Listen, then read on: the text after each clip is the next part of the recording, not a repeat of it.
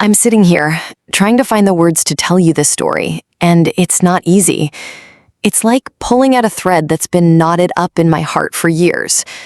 I want to share it with you, though, because it's real, and it's mine. It's about love, betrayal, and the kind of strength you don't know you have until life forces you to find it. So, let me take a deep breath and start from the beginning.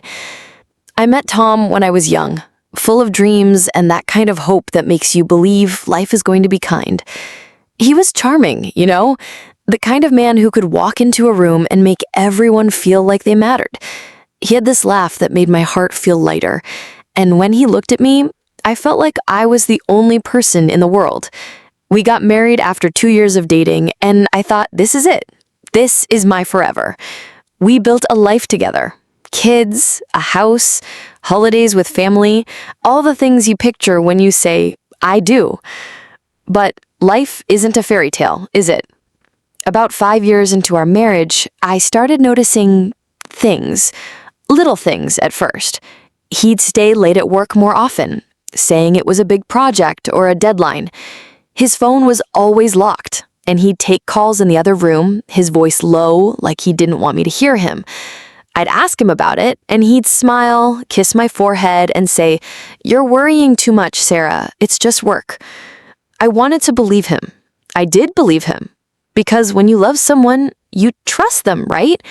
You don't want to think the worst. But the little things kept piling up. A receipt in his pocket for a dinner I didn't know about, a text that popped up on his phone when he left it on the counter, a woman's name I didn't recognize. I'd lie awake at night, my stomach in knots, wondering if I was crazy. I'd tell myself, he loves you. He's a good dad. He's just busy. But deep down, I knew something wasn't right. I just didn't have the courage to face it yet.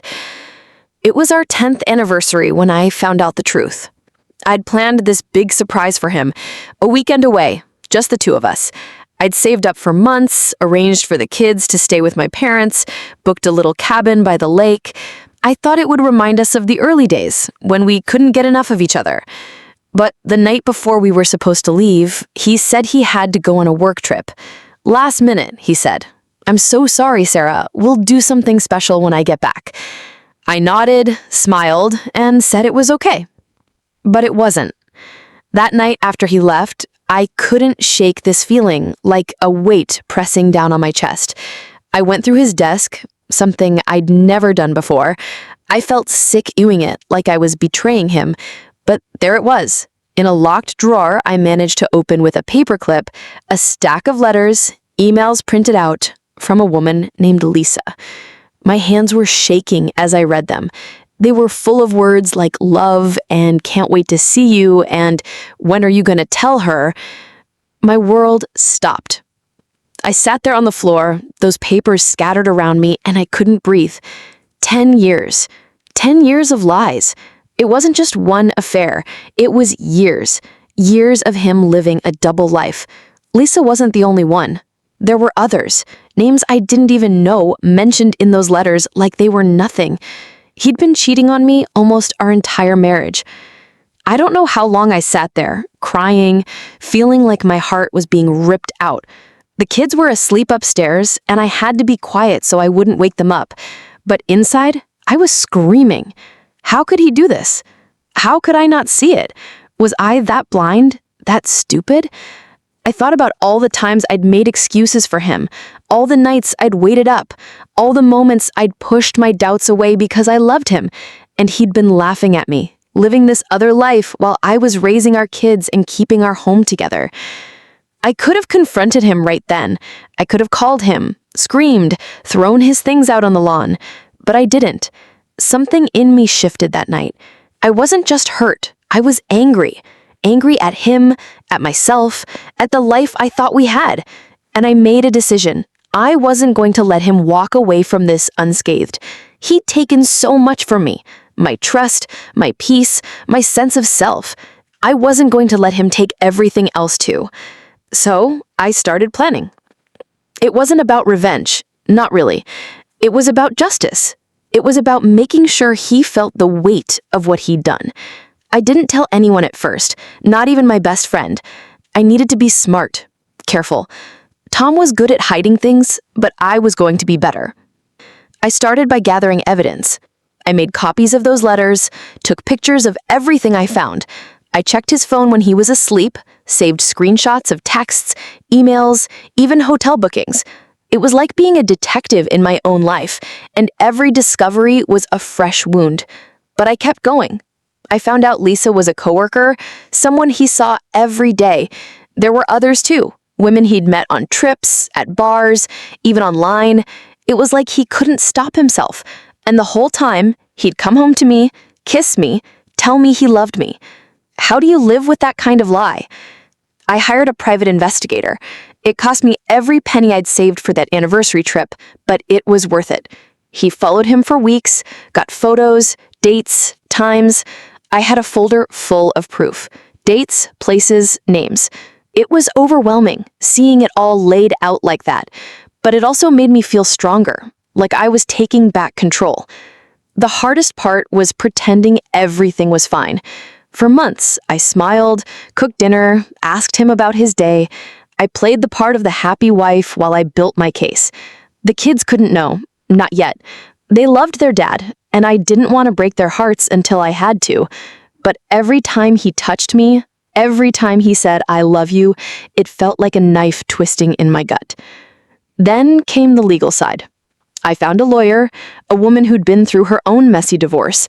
She understood me, didn't judge me for wanting to protect myself and the kids. We went through everything.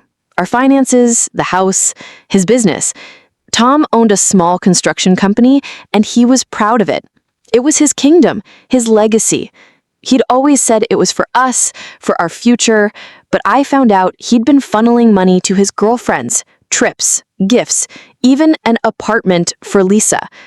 My lawyer helped me dig deeper, and we found he'd been hiding assets, moving money to accounts I didn't know about. That was my leverage. When the time came, I didn't confront him at home. I didn't want the kids to hear. I asked him to meet me at a coffee shop, said I wanted to talk about our anniversary plans. He showed up, all smiles, like nothing was wrong. I'll never forget the look on his face when I slid the folder across the table. Pictures, emails, bank statements, everything. His smile faded, and for the first time, I saw him scared. "Sarah, I can explain," he started. But I cut him off. I didn't want his excuses. I told him I knew everything. 10 years of lies, the women, the money. I told him I was filing for divorce, and I wasn't going to let him walk away with everything he thought he was entitled to. He tried to talk his way out of it, said he'd change, said he loved me, but I was done listening. I'd heard enough lies. The divorce was brutal. He fought me every step of the way, tried to paint me as the bad guy, but I had the evidence, and my lawyer was relentless. We got the house, the kids, and a big chunk of his business. The hidden accounts? We found them. The money he'd spent on his girlfriends? We traced it.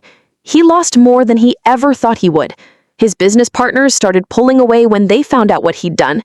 His reputation, that thing he cared so much about, was in tatters. But you know what hurt him the most? Losing the kids.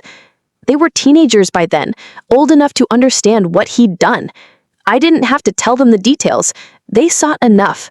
They stopped talking to him, stopped answering his calls. I didn't want that for them, but I couldn't shield them from the truth forever. He'd made his choices, and they had consequences.